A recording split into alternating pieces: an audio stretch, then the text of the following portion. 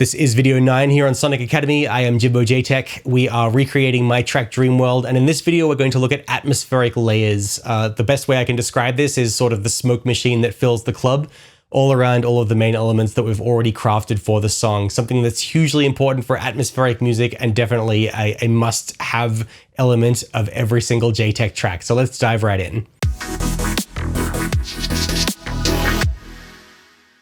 We are back, and in this video we are going to look at creating a few atmospheric layers in this rapidly evolving trance song. It's taking shape. We're almost there with the arrangement. You know, a lot of the meat and potatoes of the song is in place. We've got our our nice meaty kicks and basses, melodic stuff, drums, a dedicated FX section rocking away throughout the arrangement. So we are starting to run out of space to put things. However, there is, one last little sort of secret sauce that I like to put on top of basically every track that I do nowadays of this style, and that is atmospherics. And atmospherics are basically sort of like the smoke machine in the club. That's the best way I can describe it. And, you know, throughout this entire process, we've been creating these specific performers on the stage that are all performing a role and are coming at you from a certain place in the soundstage and can be sort of identified from a single point source in the sound space. Atmospherics are more like the smoke machine, that sort of helps fill in all of the rest of the remaining space in the mix and in the song. And the reason that we do this is, everything can sound a little bit too clean and a little bit too dry without this stuff. And this sort of seals all of the flavor of the track in some ways. And there's a number of different ways that I go about it, which I'm going to show you. So the first thing I'll say is that pads and atmospheric layers do often overlap. And sometimes my Atmos layers are actually made from pads. And I think for me, the distinction between a pad and an atmosphere layer is that a pad is, telling a specific story, usually with a number of different chords, and it's coming from a place that is designed to be sort of focused on. Whereas an atmospheric layer is sort of like the pad has steamed away into the sound space, and it's sort of coming from everywhere and nowhere. So that's kind of the distinction that I'd make. But I'm going to do a simple pad chord to start with here.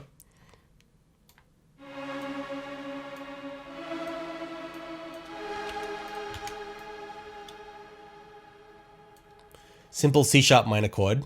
This is an Anna pad, which I just, found this cinema pad.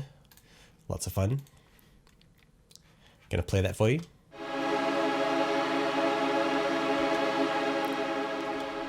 So that in its purest form is kind of a pad line, and it would be even more of a pad line if I started adding additional chords, but I'm actually going to take it in a bit of a different direction. I'm going to take this chord, add complexity with a 4, 5, or 7. In this case, a 4.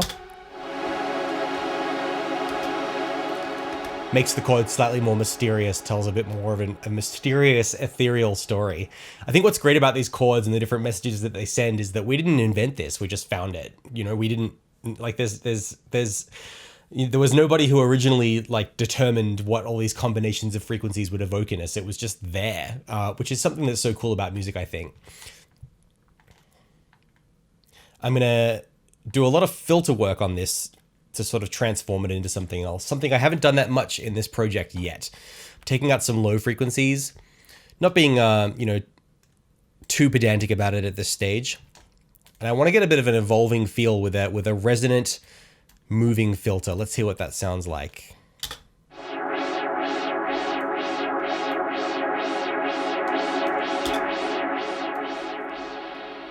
So what's happening there? We've got an LFO, a low frequency oscillator.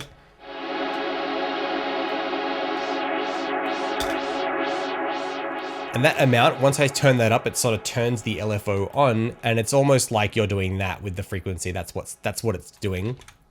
The rate is a single beat, so that sort of changes how fast it happens.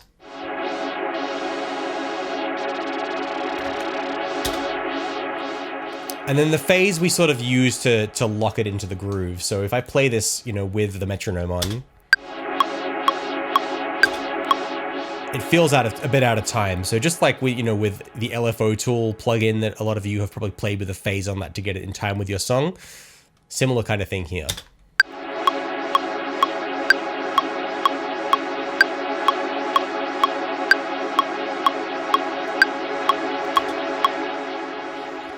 I think that's fine.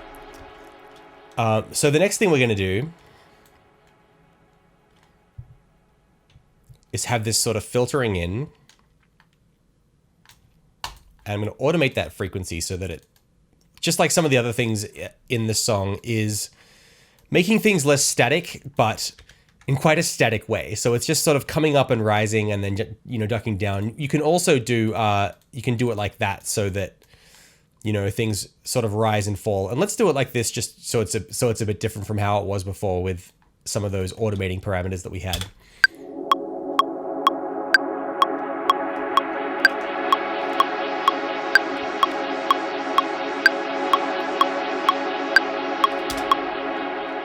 I'm pulling back on that amount of the LFO because it was just a little bit, and maybe the resonance a bit, so it's not quite as obviously filtering. Now, to make this more like an Atmos layer, we need to sort of wash it out in the sound space a little bit. I'm going to do that with some overdrive and a long reverb.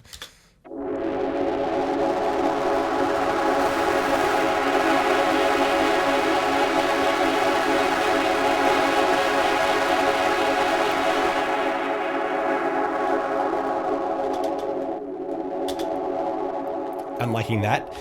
That is making it sound a bit sort of coarse, and it's got a bit of a sort of a rough, grainy sound to it, but adding a long reverb will help wash that out. And so, sometimes people talk about ghost notes, and that's where you take something like this, like a synth like this, and you send it 100% so that it's coming from nowhere. That's what a ghost note is. I'm going to put a quite long delay on this. The longer you put the delay, the more it's going to wash out the mix. So that's something to think about. You want to sort of have a long reverb, but really just using just the right amount of length, not too much. Anything over 10 seconds and it starts to get complicated.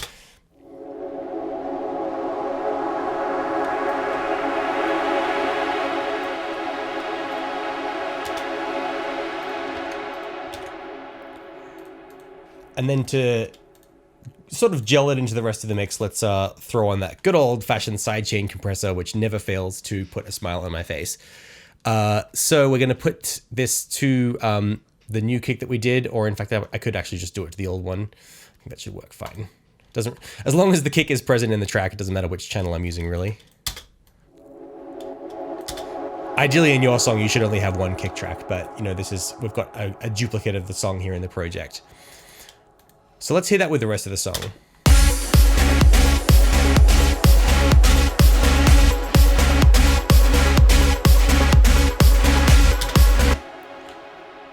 And without.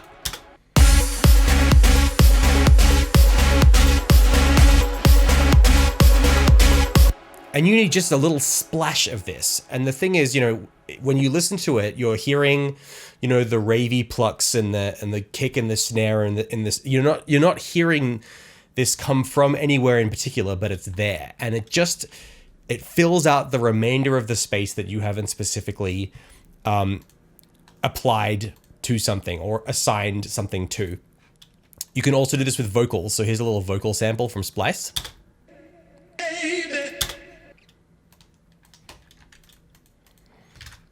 And the reason it can be fun to use vocal chops is it's got that human voice element that people like to hear in the song, even subtly, and we're going to talk about that in the next video.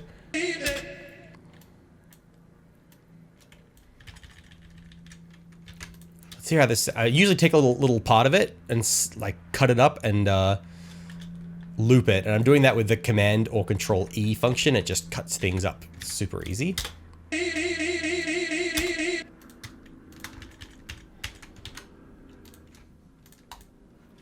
I'm going to steal the overdrive, long reverb, and sidechain compressor from my previous layer.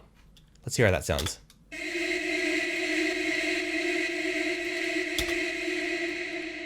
Now, this particular part of the sample has a bit of a pitch wobble You know, if I were being sort of more fine-tuned about it, you know, for one of my tracks, I would generally I'd be trying and grabbing like a vowel sound from the vocal, a held vowel sound where the pitch is pretty much constant. But, you know, what you can also do with these sounds, these sort of ghost sounds, is you can also, you can really compress them a lot and make them sound really blasted. And then even if the rest of your song doesn't have that much compression, you'll have this one ethereal element that is blasted super hard, and that can make everything feel really big.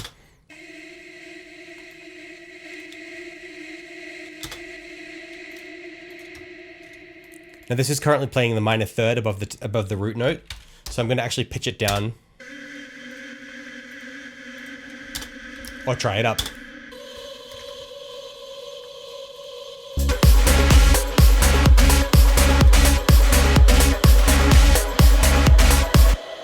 And once again, have a listen to how it sounds with and without. I'm going to sort of switch it on and off as we play and hear how it sounds.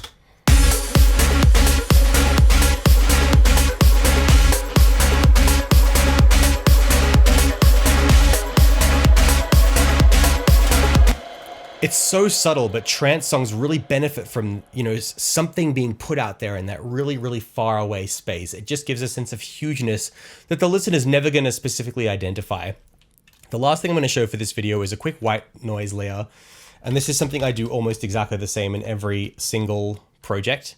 And I do it with Serum. And it's actually going to be very similar to the byte chord layer that we did in the chord stack earlier. So I'm going to just create an empty Serum. Can just put a placeholder note there for now, which will sound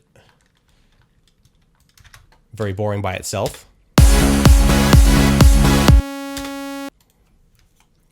I'm going to use just the noise oscillator. So I'm going to switch the sub and the oscillator A off.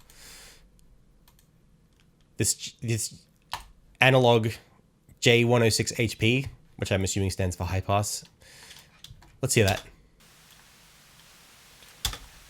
White noise, incredibly useful in making things sound huge, in making things sound a little bit like they're playing on the radio and a little bit commercial.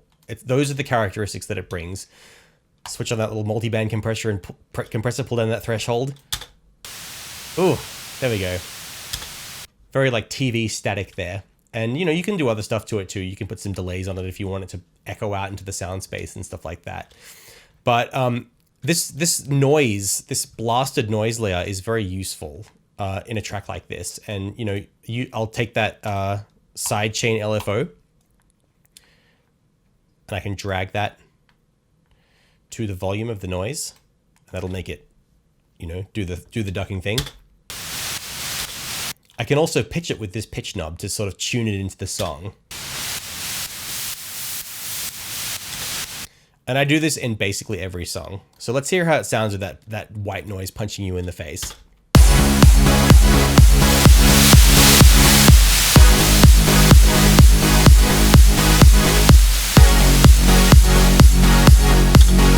How much of this should you use? Once again, as little as possible to get the desired result. So it's really just a splash of this, and you might want to actually also just take out the very low frequencies.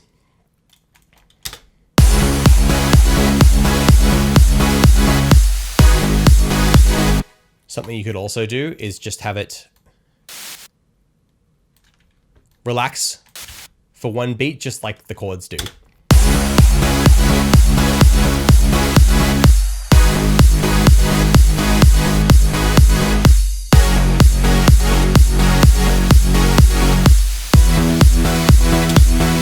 So what that white noise does, especially at this drop section, is it fills all of the remaining space in the sound stage, giving this wall of noise impression. And it's sort of, once you've placed everything exactly where you want to be, this will fill every little last bit of your sound stage so that it comes at the listener in an impactful and convincing way. So those are some of the techniques that I use to create atmospheric layers in the song and sort of fill out that sound space around all of the main elements that are happening in the song. In the next video, we're going to do one of the last sort of elements for this song that sort of carries the track, and that is the vocal sound bites. So stay tuned for that.